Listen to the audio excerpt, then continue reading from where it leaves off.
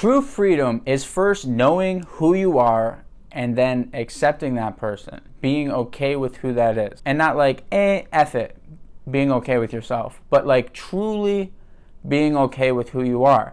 Now, I think one of the things that people are struggling with is they either do not have the self-awareness to truly understand who they are and objectively take an audit of themselves, their strengths and their weaknesses, the good and the bad, or they do have that awareness and they know where their strengths and weaknesses lie, but refuse to take action towards addressing the weaknesses. Look, we all have things that we want to work on. We all have things that we know that could be better about ourselves, but the difference is putting in the time and energy to actually fulfill that, the time and energy to actually build ourselves up and make ourselves better. Some people are going to watch this and say, I don't really care for anything about myself. I don't really like myself at all. And that's okay. But in order to get there, we have to look at the things that we dislike and address them. Otherwise, they just continue to persist in our brains. Now, you have some things that you can't control, like my height. I'm 5'7".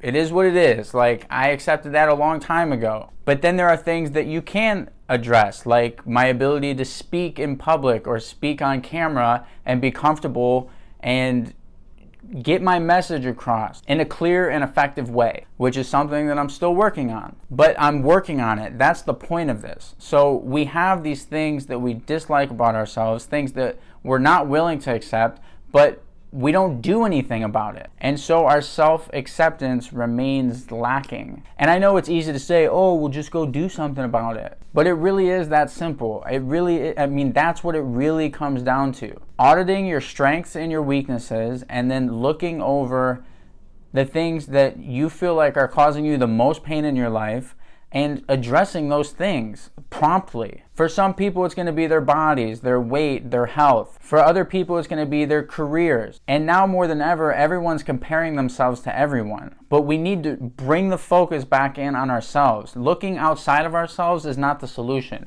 We have to look at ourselves and the things that we like and dislike about us. It's our opinion that matters the most here. Self-acceptance is accepting yourself. You're the only person who can do that. In the moment, discovering who you feel you are, looking at who you are, and then accepting that person as you are, and then putting in the effort to grow into the person you know you can become. Then we get into self-esteem building. There's nothing like walking into a room and knowing exactly who you are, being so grounded in who you are because you know your strengths, you know your weaknesses, you're comfortable with who you are, you've accepted who you are, you know that you're on a mission, growing into the person that you can become, you know that on a daily basis you're putting in that effort. It's really important to know who you are. And I mean truly know who you are and accept that person and love that person and be able to develop that person because you love that person. I think way too many people either beat themselves up or use accepting their flaws as a reason to not do anything at all, which I feel like is somewhat of a defense mechanism. If I know my roof's leaking, I'm not just gonna be like, well, I got a shitty roof.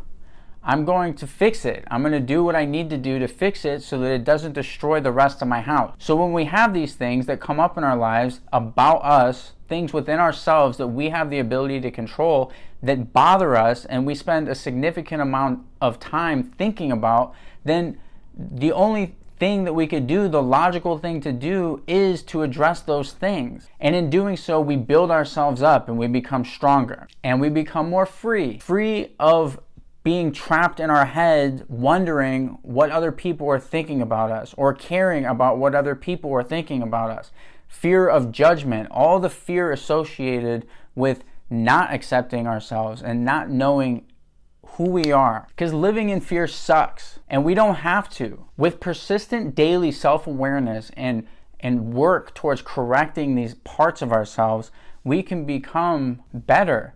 We can get a little bit closer to self-acceptance every single day. We can close that gap between who we are and who we want to be a little bit more every single day. And in a year from now, you can look back on who you are today and that person will be unrecognizable. Not accepting yourself or feeling flawed hurts. That's very painful. But sitting in it isn't the solution. Sitting in it doesn't do anything to move our life forward. It doesn't bring us any closer to self-acceptance. And it doesn't bring us any closer to freedom. At the end of the day, we all want to be the carefree person who dances as if no one's watching. But in order to do that, we have to get out of our heads. And one of the ways to get out of our heads is to know that on a daily basis, we're putting in the work to address the things about ourselves that we're not happy with, instead of just pretending to be okay with them. Guys, I hope this helps. Please hit the subscribe button and like if this helped.